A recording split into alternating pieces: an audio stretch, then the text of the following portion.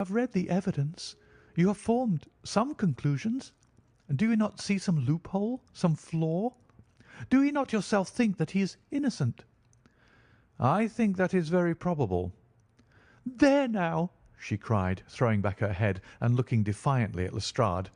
"You hear? He gives me hopes." Lestrade shrugged his shoulders.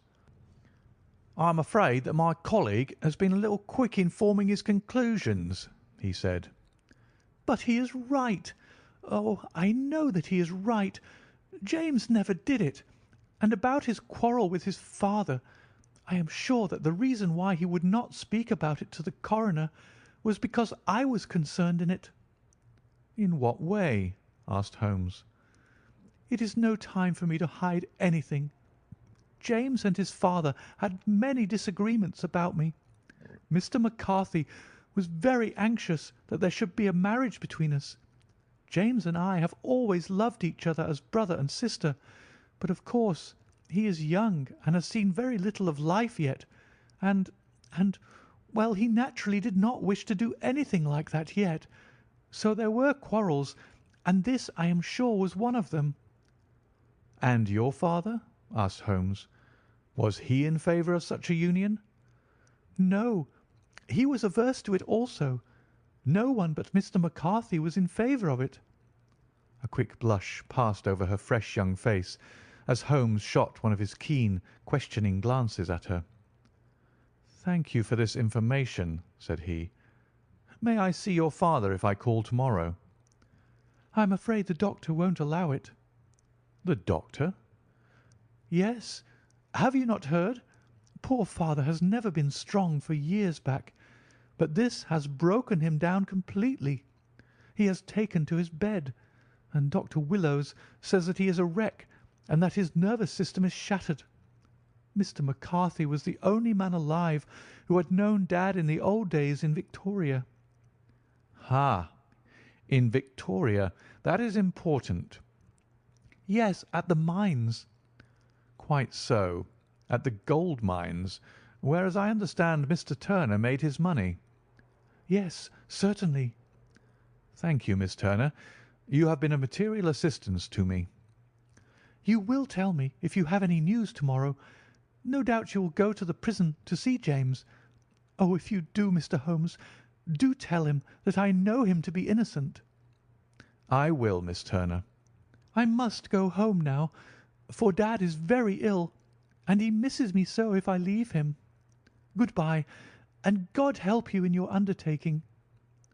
She hurried from the room as impulsively as she had entered, and we heard the wheels of her carriage rattle off down the street. "I'm ashamed of you, Holmes," said Lestrade with dignity after a few minutes' silence. "Why should you raise up hopes which you are bound to disappoint? I am not over tender of heart, but I call it cruel." "I think that I see my way to clearing James McCarthy," said Holmes. "Have you an order to see him in prison?" "Yes, but only for you and me." "Then I shall reconsider my resolution about going out. We have still time to take a train to Hereford and see him to-night?" "Ample." "Then let us do so. Watson, I fear that you will find it very slow, but I shall only be away a couple of hours." I walked down to the station with them, and then wandered through the streets of the little town, finally returning to the hotel, where I lay upon the sofa and tried to interest myself in a yellow-backed novel. The puny plot of the story was so thin, however, when compared to the deep mystery through which we were groping, and I found my attention wander so continually from the action to the fact, that I at last flung it across the room and gave myself entirely to a consideration of the events of the day. Supposing that this unhappy young man's story were absolutely true, then what hellish thing, what absolutely unforeseen and extraordinary calamity could have occurred between the time when he parted from his father and the moment when, drawn back by his screams, he rushed into the glade? It was something terrible and deadly. What could it be? Might not the nature of the injuries reveal something to my medical instincts? I rang the bell and called for the weekly county paper, which contained a verbatim account of the inquest. In the surgeon's deposition, it was stated that the posterior third of the left parietal bone and the left half of the occipital bone had been shattered by a heavy blow from a blunt weapon. I marked the spot upon my own head. Clearly such a blow must have been struck from behind. That was to some extent in favour of the accused, as when seen quarrelling he was face to face with his father. Still, it did not go for very much, for the older man might have turned his back before the blow fell. Still, it might be worth while to call Holmes' attention to it. Then there was the peculiar dying reference to a rat. What could that mean? It could not be delirium. A man dying from a sudden blow does not commonly become delirious. No, it was more likely to be an attempt to explain how he met his fate. But what could it indicate? I cudgelled my brains to find some possible explanation, and then the incident of the grey cloth seen by young McCarthy. If that were true, the murderer must have dropped some part of his dress, presumably his overcoat, in his flight, and must have had the hardihood to return and to carry it away at the instant when the son was kneeling with his back turned, not a dozen paces off. What a tissue of mysteries and improbabilities the whole thing was! I did not wonder at Lestrade's opinion, and yet I had so much faith in Sherlock Holmes' insight that I could not lose hope as long as every fresh fact seemed to strengthen his conviction of young McCarthy's innocence. It was late before Sherlock Holmes returned. He came back alone, for Lestrade was staying in lodgings in the town. "The glass still keeps very high," he remarked as he sat down. "It is of importance that it should not rain before we are able to go over the ground. On the other hand, a man should be at his very best and keenest for such nice work as that, and I did not wish to do it when fagged by a long journey. I have seen young McCarthy." "And what did you learn from him?" "Nothing." "Could he throw no light?" "None at all. I was inclined to think at one time that he knew who had done it and was screening him or her, but I am convinced now that he is as puzzled as everyone else. He is not a very quick-witted youth, though comely to look at, and I should think sound at heart." "I cannot admire his taste," I remarked, "if it is indeed a fact that he was averse to a marriage with so charming a young lady as this Miss Turner." "Ah, thereby hangs a rather painful tale. This fellow is madly, insanely in love with her, but some 2 years ago, when he was only a lad and before he really knew her, for she had been away 5 years at a boarding school, what does the idiot do but get into the clutches of a barmaid in Bristol and marry her at a registry office? No one knows a word of the matter, but you can imagine how maddening it must be to him to be upbraided for not doing what he would give his very eyes to do, but what he knows to be absolutely impossible. It was sheer frenzy of this sort which made him throw his hands up into the air when his father, at their last interview, was goading him on to propose to Miss Turner. On the other hand, he had no means of supporting himself, and his father, who was by all accounts a very hard man, would have thrown him over utterly had he known the truth. It was with his barmaid wife that he had spent the last 3 days in Bristol, and his father did not know where he was. Mark that point. It is of importance. Good has come out of evil, however, for the barmaid, finding from the papers that he is in serious trouble and likely to be hanged, has thrown him over utterly, and has written to him to say that she has a husband already in the Bermuda dockyard, so that there is really no tie between them. I think that that bit of news has consoled young McCarthy for all that he has suffered. But if he's innocent, who has done it? Ah, who? I would call your attention very particularly to 2 points. One is that the murdered man had an appointment with someone at the pool, and that the someone could not have been his son, for his son was away, and he did not know when he would return. The second is that the murdered man was heard to cry "Cooee" before he knew that his son had returned.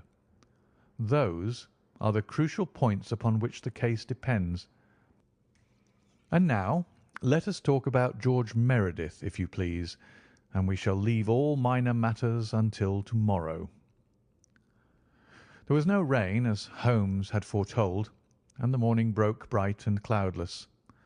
At 9 o'clock Lestrade called for us with the carriage, and we set off for Hatherley Farm and the Boscombe Pool. "There's a serious news this morning," Lestrade observed. "It is said that Mr. Turner of the Hall is so ill that his life is despaired of." "An elderly man, I presume," said Holmes. "About 60, but his constitution has been shattered by his life abroad, and he has been in failing health for some time. This business has had a very bad effect upon him. He was an old friend of McCarthy's, and, I may add, a great benefactor to him, for I have learned that he gave him Hatherley Farm rent-free." "Indeed, that is interesting," said Holmes. "Oh, yes. In 100 other ways he has helped him. Everybody about here speaks of his kindness to him." "Really? Does it not strike you as a little singular that this McCarthy, who appears to have had little of his own, and to have been under such obligations to Turner, should still talk of marrying his son to Turner's daughter, who is presumably heiress to the estate, and that in such a very cocksure manner, as if it were merely a case of a proposal and all else would follow? It is the more strange, since we know that Turner himself was averse to the idea. The daughter told us as much. Do you not deduce something from that?" "We have got to the deductions and the inferences," said Lestrade, winking at me. "I find it hard enough to tackle facts, Holmes, without flying away after theories and fancies." "You are right," said Holmes demurely. "You do find it very hard to tackle the facts." "Anyhow, I have grasped one fact which you seem to find it difficult to get hold of," replied Lestrade with some warmth. "And that is?" "That McCarthy senior met his death from McCarthy junior, and that all theories to the contrary are the merest moonshine." "Well, moonshine is a brighter thing than fog," said Holmes, laughing.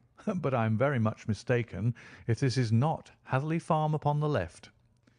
"Yes, that is it." It was a widespread, comfortable-looking building, two-storied, slate-roofed, with great yellow blotches of lichen upon the grey walls. The drawn blinds and the smokeless chimneys, however, gave it a stricken look, as though the weight of this horror still lay heavy upon it. We called at the door, when the maid, at Holmes's request, showed us the boots which her master wore at the time of his death, and also a pair of the son's, though not the pair which he had then had. Having measured these very carefully from 7 or 8 different points, Holmes desired to be led to the courtyard, from which we all followed the winding track which led to Boscombe Pool. Sherlock Holmes was transformed when he was hot upon such a scent as this. Men who had only known the quiet thinker and logician of Baker Street would have failed to recognize him. His face flushed and darkened. His brows were drawn into 2 hard black lines, while his eyes shone out from beneath them with a steely glitter. His face was bent downward, his shoulders bowed, his lips compressed, and the veins stood out like whipcord in his long, sinewy neck. His nostrils seemed to dilate with a purely animal lust for the chase, and his mind was so absolutely concentrated upon the matter before him that a question or remark fell unheeded upon his ears, or, at the most, only provoked a quick, impatient snarl in reply. Swiftly and silently he made his way along the track which ran through the meadows, and so by way of the woods to the Boscombe Pool. It was damp, marshy ground, as is all that district, and there were marks of many feet, both upon the path and amid the short grass which bounded it on either side. Sometimes Holmes would hurry on, sometimes stop dead, and once he made quite a little detour into the meadow. Lestrade and I walked behind him, the detective indifferent and contemptuous, while I watched my friend with the interest which sprang from the conviction that every one of his actions was directed towards a definite end. The Boscombe Pool, which is a little reed-girt sheet of water some 50 yards across, is situated at the boundary between the Hatherley Farm and the private park of the wealthy Mr. Turner. Above the woods which lined it upon the farther side, we could see the red, jutting pinnacles which marked the site of the rich landowner's dwelling. On the Hatherley side of the pool the woods grew very thick, and there was a narrow belt of sodden grass 20 paces across between the edge of the trees and the reeds which lined the lake. Lestrade showed us the exact spot at which the body had been found, and indeed so moist was the ground that I could plainly see the traces which had been left by the fall of the stricken man. To Holmes, as I could see by his eager face and peering eyes, very many other things were to be read upon the trampled grass. He ran round like a dog who is picking up a scent, and then turned upon my companion. "What did you go into the pool for?" he asked. "I fished about with a rake. I thought there might be some weapon or other trace. But how on earth—" "Oh, tut, tut! I have no time. That left foot of yours with its inward twist is all over the place. A mole could trace it, and there it vanishes among the reeds. Oh, how simple it would all have been had I been here before they came like a herd of buffalo and wallowed all over it. Here is where the party with the lodge-keeper came, and they have covered all tracks for 6 or 8 feet round the body. But here are 3 separate tracks of the same feet." He drew out a lens and lay down upon his waterproof to have a better view, talking all the time, rather to himself than to us. "These are young McCarthy's feet. Twice he was walking, and once he ran swiftly, so that the soles are deeply marked and the heels hardly visible. That bears out his story. He ran when he saw his father on the ground. Then here are the father's feet as he paced up and down. What is this, then? It is the butt end of the gun as the son stood listening. And this? Ha!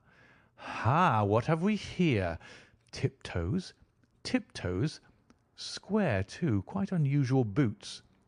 They come, they go, they come again. Of course, that was for the cloak. Now, where did they come from?" He ran up and down, sometimes losing, sometimes finding the track, until we were well within the edge of the wood and under the shadow of a great beech, the largest tree in the neighbourhood. Holmes traced his way to the farthest side of this and lay down once more upon his face, with a little cry of satisfaction. For a long time he remained there, turning over the leaves and dried sticks, gathering up what seemed to me to be dust into an envelope, and examining with his lens not only the ground but even the bark of the tree as far as he could reach. A jagged stone was lying among the moss, and this also he carefully examined and retained.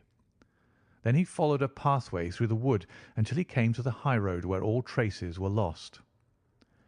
"It has been a case of considerable interest," he remarked, returning to his natural manner. "I fancy that this grey house on the right must be the lodge. I think that I will go in and have a word with Moran, and perhaps write a little note. Having done that, we may drive back to our luncheon. You may walk to the cab, and I shall be with you presently." It was about 10 minutes before we regained our cab and drove back into Ross, Holmes still carrying with him the stone which he had picked up in the wood. "This may interest you, Lestrade," he remarked, holding it out. "The murder was done with it." "I see no marks." "There are none." "How do you know, then?" "The grass was growing under it. It had only lain there a few days.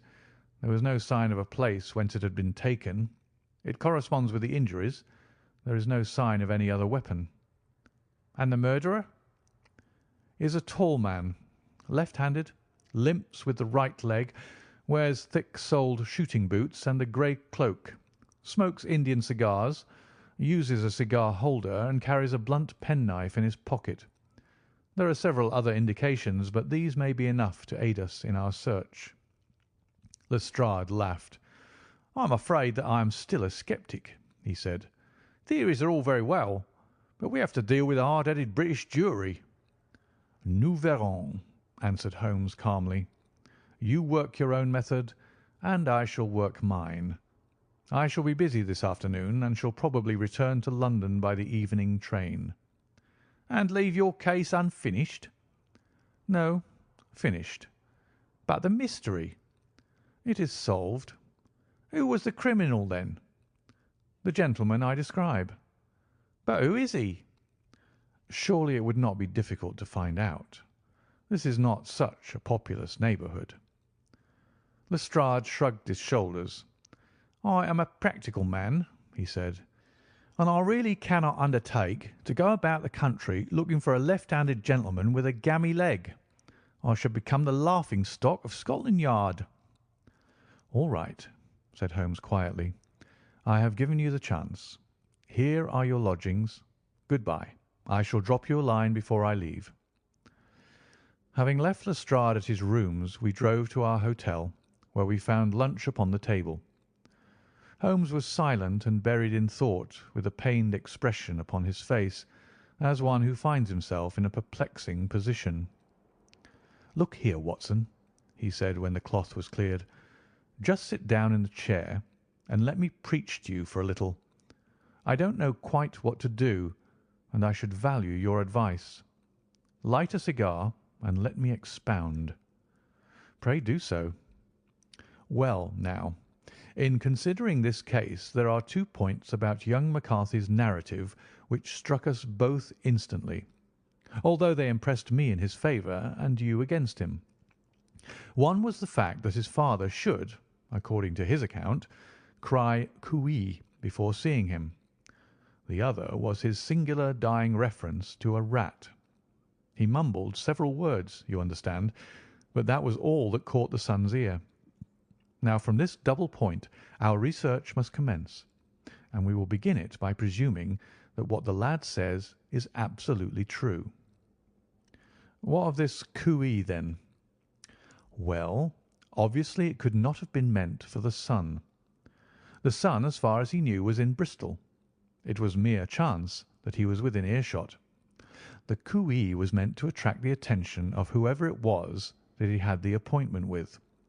But cooee is a distinctly Australian cry, and one which is used between Australians. There is a strong presumption that the person whom McCarthy expected to meet him at Boscombe Pool was someone who had been in Australia." "What of the rat, then?" Sherlock Holmes took a folded paper from his pocket and flattened it out on the table. "This is a map of the colony of Victoria," he said. "I wired to Bristol for it last night." He put his hand over part of the map. "What do you read?" "ARAT," I read. "And now?" He raised his hand. "Ballarat." "Quite so.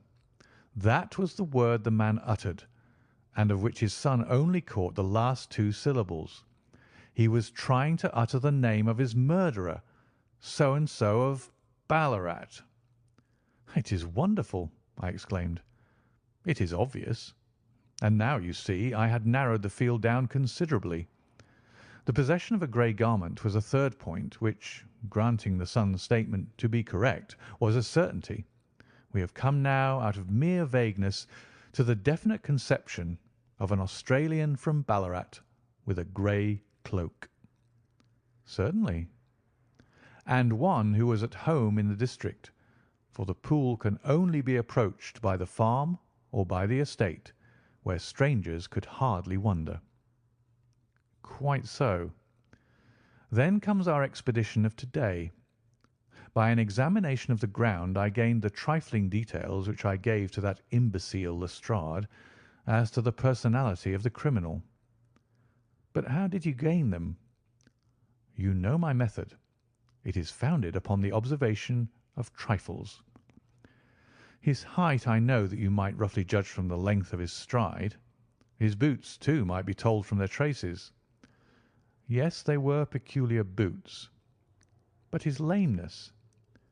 "The impression of his right foot was always less distinct than his left. He put less weight upon it. Why? Because he limped. He was lame." but his left-handedness. You were yourself struck by the nature of the injury as recorded by the surgeon at the inquest. The blow was struck from immediately behind, and yet was upon the left side. Now, how can that be unless it were by a left-handed man? He had stood behind that tree during the interview between the father and son. He had even smoked there.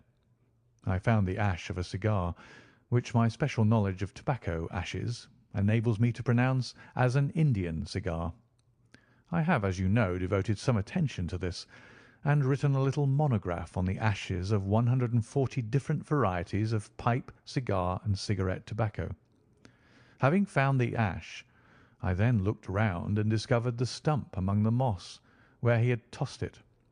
It was an Indian cigar of the variety which are rolled in Rotterdam. And the cigar holder?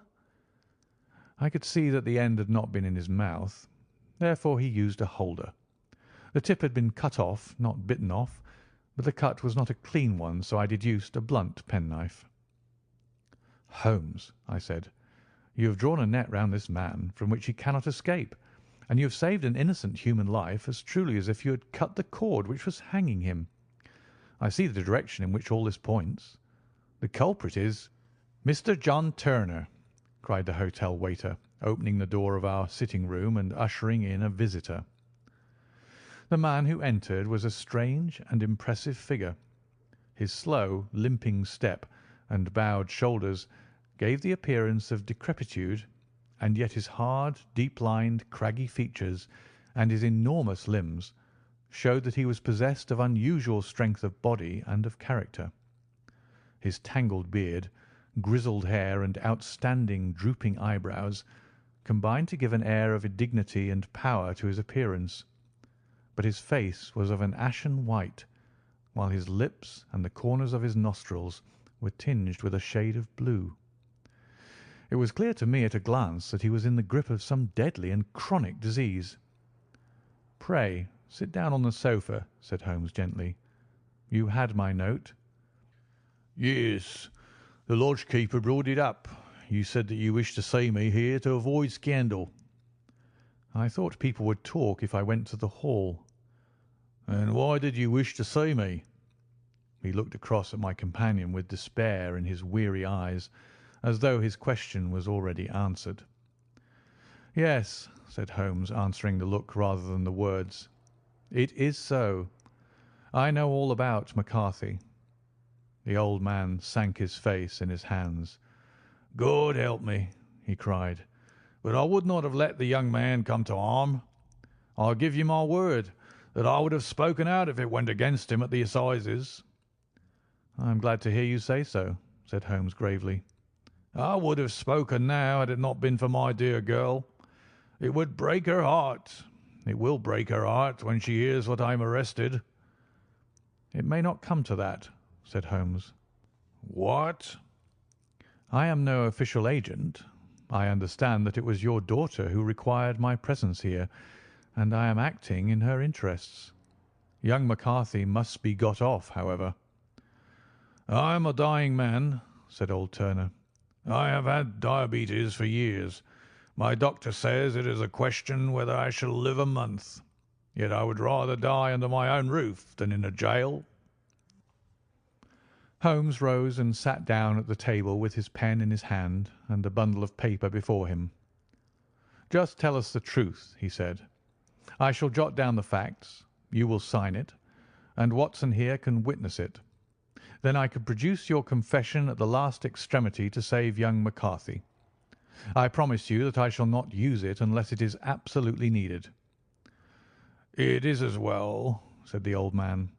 "It's a question whether I shall live to the assizes, so it matters little to me.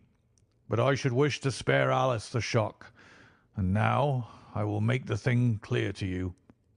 It has been a long time in the acting, but will not take me long to tell. You didn't know this dead man, McCarthy. He was the devil incarnate. I tell you that. God keep you out of the clutches of such a man as he. His grip has been upon me these 20 years, and he has blasted my life. I'll tell you first how I came to be in his power." It was in the early 60s at the diggings. I was a young chap then, hot-blooded and reckless, ready to turn my hand at anything. I got among bad companions, took to drink, had no luck with my claim, took to the bush, and, in a word, became what you call over here a highway robber. There were 6 of us, and we had a wild, free life of it, sticking up a station from time to time or stooping the wagons on the road to the diggings. Black Jack of Ballarat was the name I went under, and our party is still remembered in the colony as the Ballarat Gang. One day a gold convoy came down from Ballarat to Melbourne, and we lay in wait for it and attacked it. There were 6 troopers and 6 of us, so it was a close thing, but we emptied 4 of their saddles at the first volley. 3 of our boys were killed, however, before we got the swag. I put my pistol to the head of the wagon driver, who was this very man McCarthy. I wished to the Lord that I had shot him then, but I spared him, though I saw his wicked little eyes fixed on my face, as though to remember every feature. We got away with the gold, became wealthy men, and made our way over to England without being suspected. There I parted from my old pals and determined to settle down to a quiet and respectable life. I bought this estate, which chanced to be in the market, and I set myself to do a little good with my money, to make up for the way in which I had earned it. I married, too, and though my wife died young, she left me my dear little Alice. Even when she was just a baby, her wee hands seemed to lead me down the right path as nothing else has ever done. In a word, I turned over a new leaf and did my best to make up for the past. All was going well when McCarthy laid his grip upon me.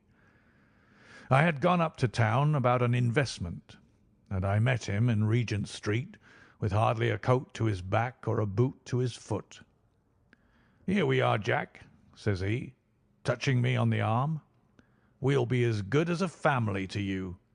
There's 2 of us, me and my son, and you can have the keeping of us.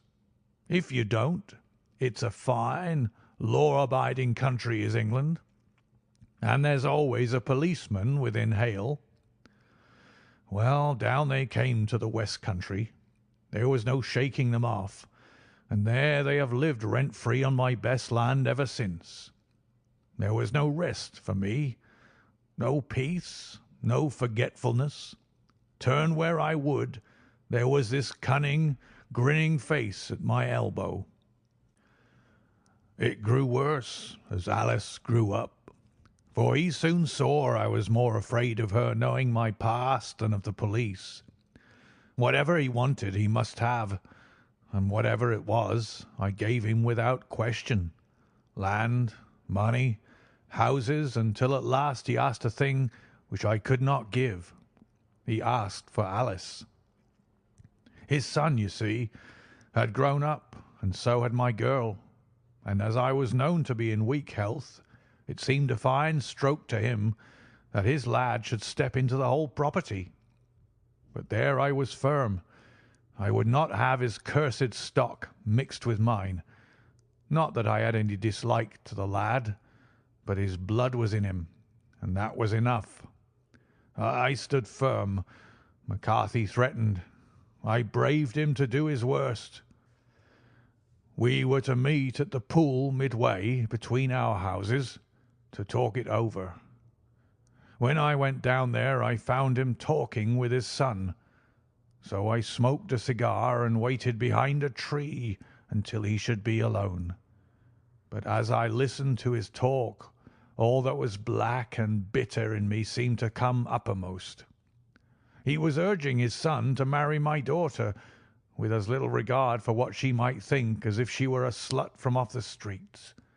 It drove me mad to think that I and all that I held most dear should be in the power of such a man as this. Could I not snap the bond? I was already a dying and a desperate man, though clear of mind and fairly strong of limb. I knew that my own fate was sealed, but my memory and my girl. Both could be saved if I could but silence that foul tongue. I did it, Mr. Holmes. I would do it again. Deeply as I have sinned, I have led a life of martyrdom to atone for it. But that my girl should be entangled in the same meshes which held me was more than I could suffer. I struck him down with no more compunction than if he had been some foul and venomous beast. His cry brought back his son, but I had gained the cover of the wood, though I was forced to go back to fetch the cloak which I had dropped in my flight. That is the true story, gentlemen, of all that occurred." "Well, it is not for me to judge you," said Holmes, as the old man signed the statement which had been drawn out. "I pray that we may never be exposed to such temptation." "I pray not, sir. And what do you intend to do?" "In view of your health, nothing. You are yourself aware that you will soon have to answer for your deed at a higher court than the assizes. I will keep your confession, and if McCarthy is condemned, I shall be forced to use it. If not, it shall never be seen by mortal eye, and your secret, whether you be alive or dead, shall be safe with us." "Farewell, then," said the old man solemnly. "Your own deathbeds, when they come, will be the easier for the thought of the peace which you have given to mine." Tottering and shaking in all his giant frame, he stumbled slowly from the room. "God help us," said Holmes after a long silence. "Why does fate play such tricks with poor helpless worms? I never hear of such a case as this that I do not think of Baxter's words and say, 'There but for the grace of God goes Sherlock Holmes.'" James McCarthy was acquitted at the assizes on the strength of a number of objections which had been drawn out by Holmes and submitted to the defending counsel. Old Turner lived for 7 months after our interview, but he is now dead, and there is every prospect that the son and daughter may come to live happily together in ignorance of the black cloud which rests upon their past. End of the Boscombe Valley Mystery.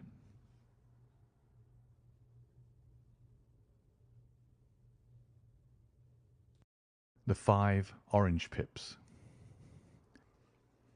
When I glance over my notes and records of the Sherlock Holmes cases between the years 82 and 90, I am faced by so many which present strange and interesting features that it is no easy matter to know which to choose and which to leave. Some, however, have already gained publicity through the papers, and others have not offered a field for those peculiar qualities which my friend possessed in so high a degree, and which it is the object of these papers to illustrate.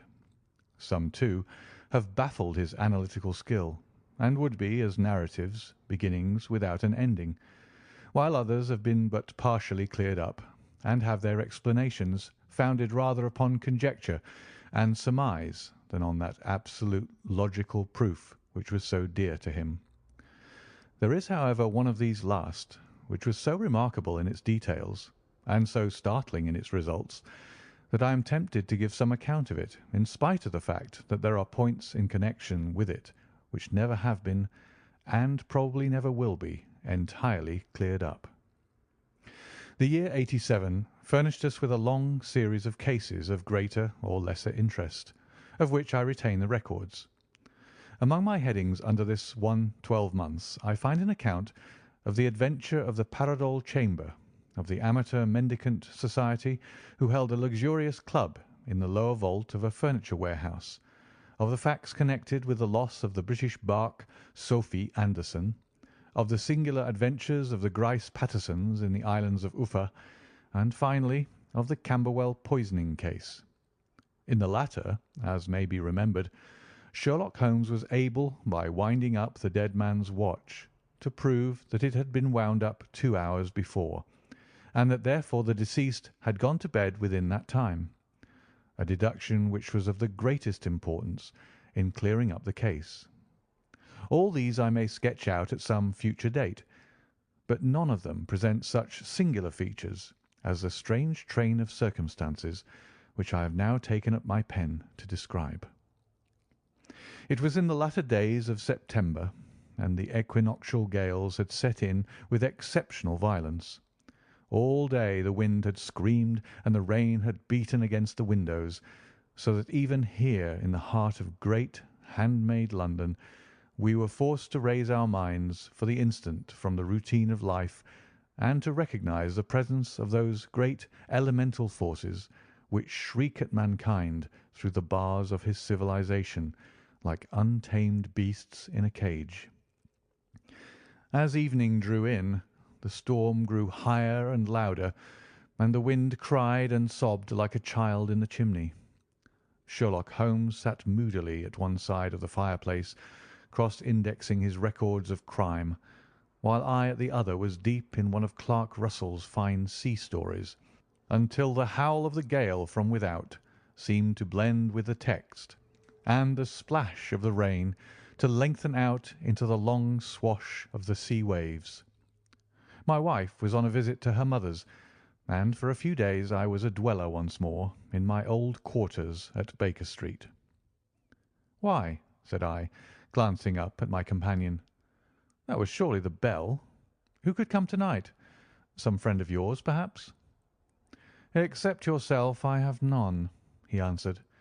"I do not encourage visitors." "A client, then?" "If so, it is a serious case. Nothing less would bring a man out on such a day and at such an hour, but I take it that it is more likely to be some crony of the landlady's." Sherlock Holmes was wrong in his conjecture, however, for there came a step in the passage and a tapping at the door. He stretched out his long arm to turn the lamp away from himself and towards the vacant chair upon which a newcomer must sit. "Come in," said he. The man who entered was young, some 22 at the outside, well groomed and trimly clad, with something of refinement and delicacy in his bearing. The streaming umbrella which he held in his hand and his long, shining waterproof told of the fierce weather through which he had come. He looked about him anxiously in the glare of the lamp, and I could see that his face was pale and his eyes heavy, like those of a man who is weighed down with some great anxiety. "I owe you an apology," he said, raising his gold pince-nez to his eyes. "I trust that I am not intruding. I fear that I have brought some traces of the storm and rain into your snug chamber." "Give me your coat and umbrella," said Holmes. "They may rest here on the hook and will be dry presently. You have come up from the south-west, I see." "Yes, from Horsham." "That clay and chalk mixture which I see upon your toe-caps is quite distinctive." "I have come for your advice." "That is easily got." "And help."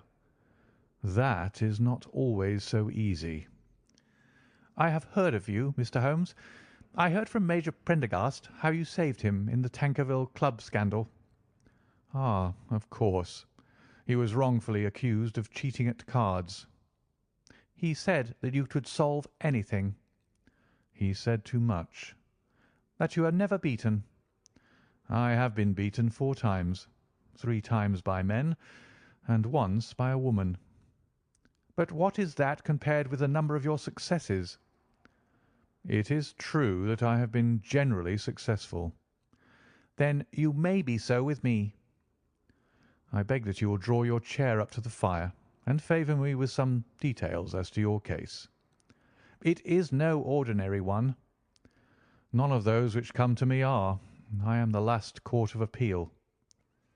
"And yet I question, sir, whether in all your experience you have ever listened to a more mysterious and inexplicable chain of events than those which have happened in my own family." "You fill me with interest," said Holmes. "Pray give us the essential facts from the commencement, and I can afterwards question you as to those details which seem to me the most important." The young man pulled his chair up and pushed his wet feet out towards the blaze. "My name," said he, "is John Openshaw, but my own affairs have, as far as I can understand, little to do with this awful business. It is a hereditary matter, so in order to give you an idea of the facts, I must go back to the commencement of the affair." You must know that my grandfather had two sons, my uncle Elias and my father Joseph. My father had a small factory at Coventry, which he enlarged at the time of the invention of bicycling. He was a patentee of the Openshaw unbreakable tyre, and his business met with such success that he was able to sell it and to retire upon a handsome competence. My uncle Elias emigrated to America when he was a young man and became a planter in Florida, where he was reported to have done very well. At the time of the war he fought in Jackson's army, and afterwards under Hood, where he rose to be a colonel. When Lee laid down his arms, my uncle returned to his plantation, where he remained for 3 or 4 years. About 1869 or 1870 he came back to Europe and took a small estate in Sussex, near Horsham. He had made a very considerable fortune in the States, and his reason for leaving them was his aversion to the negroes and his dislike of the Republican policy in extending the franchise to them. He was a singular man, fierce and quick-tempered, very foul-mouthed when he was angry, and of the most retiring disposition. During all the years that he lived at Horsham, I doubt if ever he set foot in the town. He had a garden and 2 or 3 fields round his house, and there he would take his exercise, though very often for weeks on end he would never leave his room. He drank a great deal of brandy and smoked very heavily, but he would see no society and did not want any friends, not even his own brother. He didn't mind me. In fact, he took a fancy to me, for at the time when he saw me first I was a youngster of 12 or so. This would be in the year 1878, after he had been 8 or 9 years in England. He begged my father to let me live with him, and he was very kind to me in his way. When he was sober, he used to be fond of playing backgammon and draughts with me, and he would make me his representative both with the servants and with the tradespeople, so that by the time that I was 16 I was quite master of the house. I kept all the keys, and could go where I liked and do what I liked, so long as I did not disturb him in his privacy. There was one singular exception, however, for he had a single room, a lumber room up among the attics, which was invariably locked, and which he would never permit either me or anyone else to enter. With a boy's curiosity, I have peeped through the keyhole, but I was never able to see more than such a collection of old trunks and bundles as would be expected in such a room. One day, it was in March, 1883, a letter with a foreign stamp lay upon the table in front of the colonel's plate. It was not a common thing for him to receive letters, for his bills were all paid in ready money, and he had no friends of any sort. "From India," said he, as he took it up. "Pondicherry postmark. What can this be?" Opening it hurriedly, out there jumped 5 little dried orange pips, which pattered down upon his plate.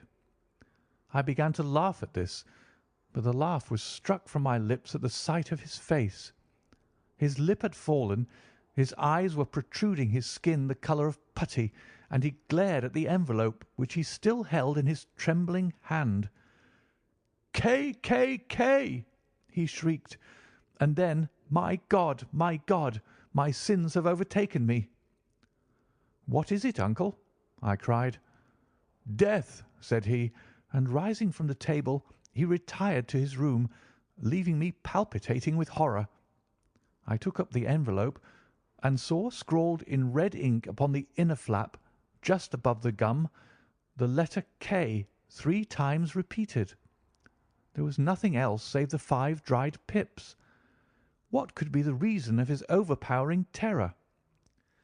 I left the breakfast table, and as I ascended the stair I met him coming down with an old rusty key which must have belonged to the attic in one hand, and a small brass box like a cash box in the other. "They may do what they like, but I'll checkmate them still," said he with an oath. "Tell Mary that I shall want a fire in my room to-day, and send down to Fordham the Horsham lawyer." I did as he ordered, and when the lawyer arrived I was asked to step up to the room. The fire was burning brightly, and in the grate there was a mass of black fluffy ashes as of burned paper, while the brass box stood open and empty beside it. As I glanced at the box I noticed with a start that upon the lid was printed the treble K which I had read in the morning upon the envelope. "I wish you, John," said my uncle, "to witness my will. I leave my estate, with all its advantages and all its disadvantages, to my brother, your father, whence it will no doubt descend to you. If you can enjoy it in peace, well and good. If you find you cannot, take my advice, my boy, and leave it to your deadliest enemy. I am sorry to give you such a two-edged thing, but I can't say what turn things are going to take. Kindly sign the paper where Mr. Fordham shows you." I signed the paper as directed, and the lawyer took it away with him. The singular incident made, as you may think, the deepest impression upon me, and I pondered over it and turned it every way in my mind without being able to make anything of it. Yet I could not shake off the vague feeling of dread which it left behind, though the sensation grew less keen as the weeks passed, and nothing happened to disturb the usual routine of our lives. I could see a change in my uncle, however. He drank more than ever, and he was less inclined for any sort of society. Most of his time he would spend in his room, with the door locked upon the inside, but sometimes he would emerge in a sort of drunken frenzy, and would burst out of the house and tear about the garden with a revolver in his hand, screaming out that he was afraid of no man, and that he was not to be cooped up like a sheep in a pen by man or devil. When these hot fits were over, however, he would rush tumultuously in at the door and lock and bar it behind him, like a man who can brazen it out no longer against the terror which lies at the roots of his soul. At such times I have seen his face, even on a cold day, glisten with moisture, as though it were new raised from a basin. Well, to come to an end of the matter, Mr. Holmes, and not to abuse your patience, there came a night when he made one of those drunken sallies from which he never came back. We found him, when we went to search for him, face downward in a little green-scummed pool which lay at the foot of the garden. There was no sign of any violence, and the water was but 2 feet deep, so that the jury, having regard to his known eccentricity, brought in a verdict of suicide. But I, who knew how he winced from the very thought of death, had much ado to persuade myself that he had gone out of his way to meet it. The matter passed, however, and my father entered into possession of the estate, and of some £14,000 which lay to his credit at the bank. "One moment," Holmes interposed. "Your statement is, I foresee, one of the most remarkable to which I have ever listened. Let me have the date of the reception by your uncle of the letter, and the date of his supposed suicide." "The letter arrived on March 10th, 1883. His death was 7 weeks later, upon the night of May 2nd. "Thank you. Pray proceed."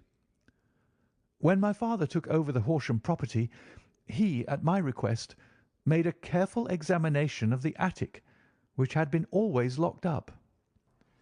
We found the brass box there, although its contents had been destroyed. On the inside of the cover was a paper label with the initials of K.K.K. repeated upon it, and letters, memoranda, receipts, and a register written beneath. These, we presume, indicated the nature of the papers which had been destroyed by Colonel Openshaw. For the rest, there was nothing of much importance in the attic, save a great many scattered papers and notebooks bearing upon my uncle's life in America. Some of them were of the war time, and showed that he had done his duty well, and had borne the repute of a brave soldier. Others were of a date during the reconstruction of the Southern States, and were mostly concerned with politics, for he had evidently taken a strong part in opposing the carpet-bag politicians who had been sent down from the north. Well, it was the beginning of '84 when my father came to live at Horsham, and all went as well as possible with us until the January of '85. On the fourth day after the New Year, I heard my father give a sharp cry of surprise as we sat together at the breakfast table. There he was, sitting with a newly opened envelope in one hand and 5 dried orange pips in the outstretched palm of the other one.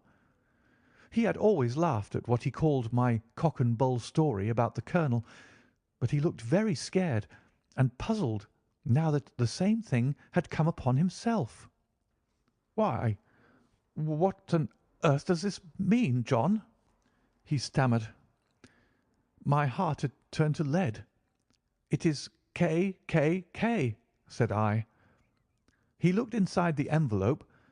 "So it is," he cried. "Here are the very letters. But what is this written above them?" "Put the papers on the sundial," I read, peeping over his shoulder. "What papers? What sundial?" he asked. "The sundial in the garden. There is no other," said I. "But the papers must be those that are destroyed." "Pooh!" said he, gripping hard at his courage. "We are in a civilized land here, and we can't have tomfoolery of this kind. Where does the thing come from?" "From Dundee," I answered, glancing at the postmark. "Some preposterous practical joke," said he. "What have I to do with sundials and papers? I shall take no notice of such nonsense." "I should certainly speak to the police," I said. "And be laughed at for my pains? Nothing of the sort." "Then let me do so." "No, I forbid you. I won't have a fuss made about such nonsense." It was in vain to argue with him, for he was a very obstinate man. I went about, however, with a heart which was full of forebodings. On the third day after the coming of the letter, my father went from home to visit an old friend of his, Major Freebody, who is in command of one of the forts upon Portsdown Hill. I was glad that he should go, for it seemed to me that he was farther from danger when he was away from home. In that, however, I was in error. Upon the second day of his absence, I received a telegram from the Major imploring me to come at once. My father had fallen over one of the deep chalk pits which abound in the neighbourhood, and was lying senseless with a shattered skull. I hurried to him, but he passed away without having ever recovered his consciousness. He had, as it appears, been returning from Fareham in the twilight, and as the country was unknown to him and the chalk pit unfenced, the jury had no hesitation in bringing in a verdict of death from accidental causes. Carefully, as I examined every fact connected with his death, I was unable to find anything which could suggest the idea of murder. There were no signs of violence, no footmarks, no robbery, no record of strangers having been seen upon the roads, and yet I need not tell you that my mind was far from at ease, and that I was well nigh certain that some foul plot had been woven round him. In this sinister way I came into my inheritance. You will ask me why I did not dispose of it. I answer because I was well convinced that our troubles were in some way dependent upon an incident in my uncle's life, and that the danger would be as pressing in one house as another. It was in January '85 that my poor father met his end, and 2 years and 8 months have elapsed since then. During that time I have lived happily at Horsham, and I had begun to hope that this curse had passed away from the family, and that it had ended with the last generation. I had begun to take comfort too soon, however. Yesterday morning the blow fell in the very shape in which it had come upon my father. The young man took from his waistcoat a crumpled envelope, and turning to the table he shook out upon it 5 little dried orange pips. "This is the envelope," he continued. "The postmark is London, Eastern Division. Within are the very words which were upon my father's last message.